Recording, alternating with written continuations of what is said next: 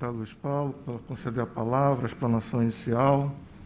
Venho aqui representando, então, o secretário Nelson Rocha, que nesse momento está em Brasília, lá nas negociações do plano de recuperação, mas, não obstante lá o tempo que isso nos toma, eu fiz questão de vir presencialmente aqui, dada a importância da matéria, de como isso se articula com as preocupações que nós temos de pensar o ajuste fiscal junto ao processo de desenvolvimento econômico. Então, do ponto de vista do mérito, é muito importante esse tipo de iniciativa vindo da Assembleia. É fundamental, inclusive, que a gente busque, nos próximos dias, meses, cada vez mais integrar esse tipo de iniciativa ao que consta no plano. Alguma das menções já foi feita aqui na explanação inicial. O plano do Rio de Janeiro de recuperação fiscal, ele considera como um dos compromissos dele que o ajuste fiscal ele tem que ser dissociado de uma estratégia de desenvolvimento econômico, pela centralidade que o problema de arrecadação, de recuperação, então, das receitas públicas tem que ser visado nele. Por essa razão, que tem como dois eixos prioritários, a busca não só de garantir no fluxo o pagamento da dívida e alcançar o equilíbrio lá no prazo do regime, mas, em particular, então não só buscar esses recursos, mas, em particular, uma estratégia que permita a geração de riqueza e nova receita para alcançar esse êxito. Então, ou seja, a busca de abrir espaço fiscal para ampliar uma estratégia de investimento. Então, são dois eixos. A busca de maior abertura de espaço fiscal, e tem uma série de medidas, algumas delas o deputado ressaltou, que a fiscalização dos royalties de participações especiais, o aumento disso é uma das medidas que visam essa abertura de espaço fiscal, logo se comunica com a matéria de hoje.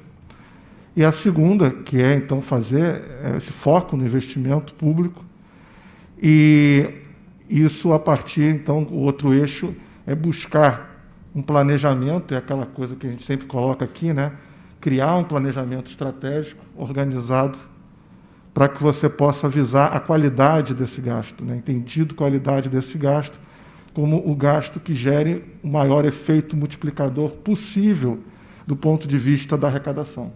Então, tendo essa premissa, e aí o ferramental, que também a casa aqui está ajudando bastante, no sentido de buscar atualizar a matriz de insumo e produto, o ferramental principal para perseverar nessa discussão de buscar um valor de efeito multiplicador desejado é a partir da matriz de insumo e produto.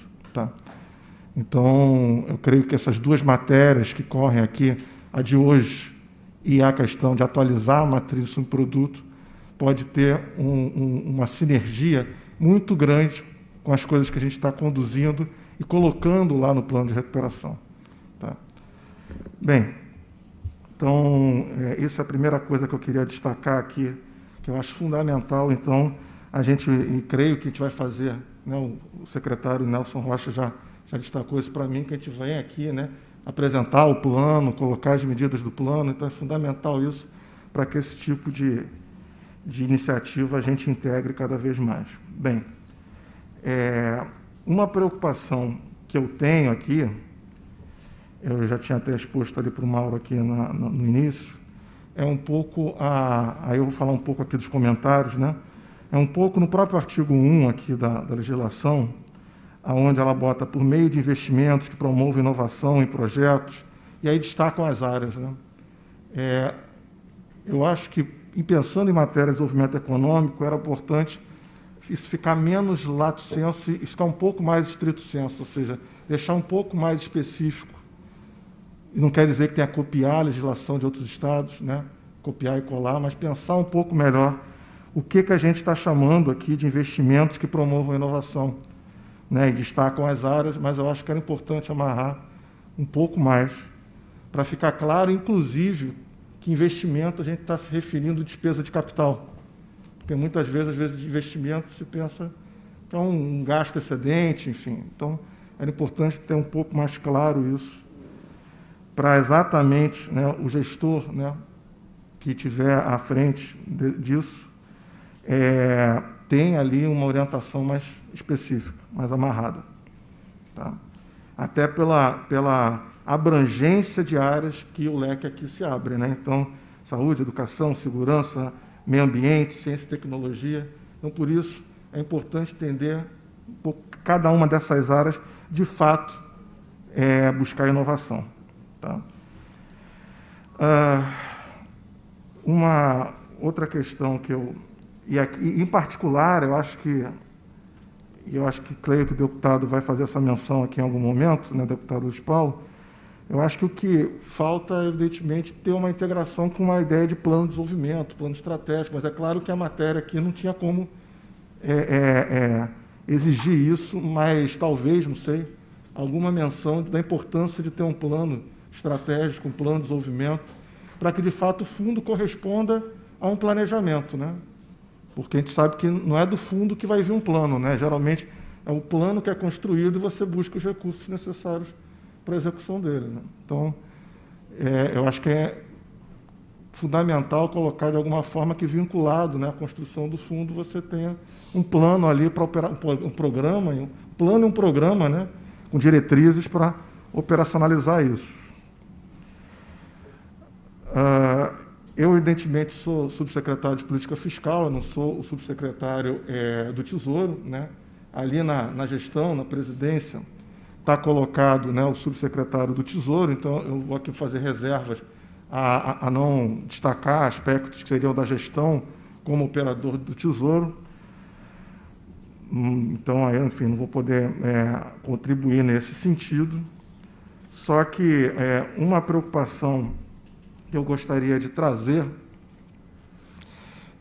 isso já estava um pouco destacado ali na própria PEC, né, anteriormente, né, é que, apesar de ser tratado os recursos excedentes, né, da produção futura, né,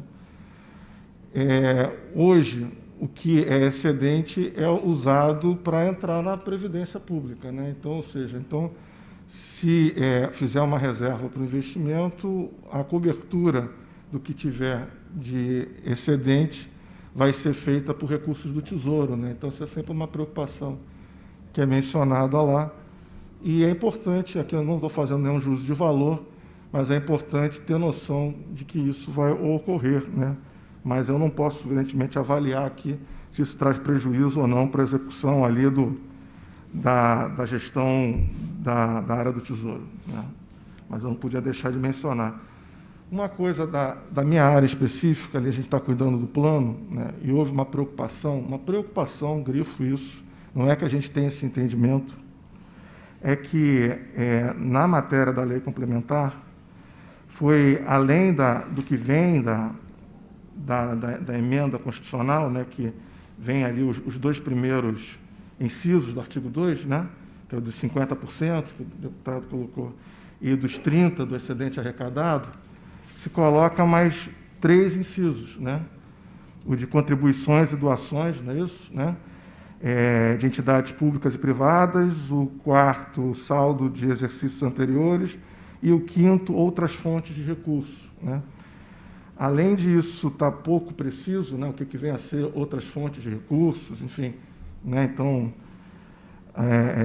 talvez um maior detalhamento disso, mas o que nos preocupa, não no sentido de ter um entendimento divergente aqui da importância disso para casa, mas de, porventura, dado que a gente está numa relação com o Tesouro Nacional e com o Conselho de Supervisão, que muitas vezes nos foge ali ter capacidade de influenciar, de reverter uma interpretação, que, em particular, essas três novas fontes ali podem ser vistas, né, como violações ao regime de recuperação fiscal, no sentido do artigo 8 da Lei Complementar 159, né, aonde coloca ali que veda a criação ou majoração de vinculações de receitas públicas de qualquer natureza. Então, cuidado que a gente tem que ter de deixar claro isso. Tá? Então, é uma recomendação não é no sentido aqui de colocar como se eu estivesse, né, refletindo a opinião que está na lei, mas um cuidado para deixar claro que isso não ocorreria nesse problema que se coloca ali nesse artigo da 159. Tá? Então, que não é criação nem majoração de vinculação, porque senão, lá na frente, provavelmente, o Conselho vai entrar com alguma manifestação, vai pedir uma avaliação da PGFN e pode dar um problema na lei. Tá? Por fim, aqui, né, nessa minha explanação aqui, o último ponto que eu queria mencionar é um pouco o cuidado que a gente tem que ter. Eu entendo a importância de amarrar com o desenvolvimento, trazer a questão do desenvolvimento, mas, diferente de outros estados, o Rio de Janeiro não está com recursos ociosos, né? Então, geralmente, quando você faz um fundo soberano, é que você tem tantos recursos que você tem que buscar uma forma de aplicar ele para não gerar nenhum desequilíbrio, inclusive uma especialização regressiva na estrutura produtiva. É aquela ideia de doença holandesa e tudo mais que a gente sabe ali no debate inicial disso na teoria econômica, né? Só que o caso do Rio de Janeiro é que a gente está num processo de ajuste fiscal e recuperação, onde esses recursos não são, evidentemente, ociosos. Então, daí, termino com isso, né, a importância, né, de estar associado ao plano de recuperação e essa ideia. E aí sim se justifica dessa maneira. Talvez uma menção ao plano de recuperação que visa o investimento, que visa a questão das receitas públicas. Eu acho que por ali amarra para justamente colocar que também o fundo é um dos promotores do que se pensa para o ajuste fiscal do Estado. Tá? Então, caberia isso para não ser tratado ele como uma coisa que está apartada dessa discussão maior. Tá? Era, acho que, basicamente isso que eu tenho a colocar. Enfim, se mais alguma coisa, porventura, eu lembrar, eu peço a palavra em seguida. Obrigado, deputado. Eu que agradeço ao subsecretário Bruno Sobral.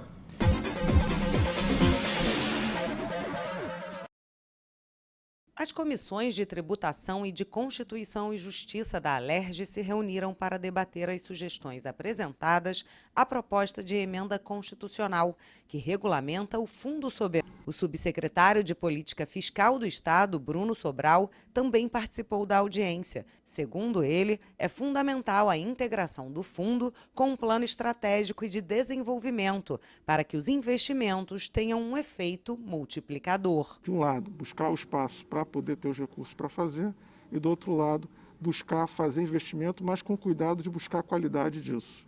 E a qualidade se entende gerar os efeitos multiplicadores necessários, tendo como premissa efeitos multiplicadores para aumentar a própria arrecadação pública.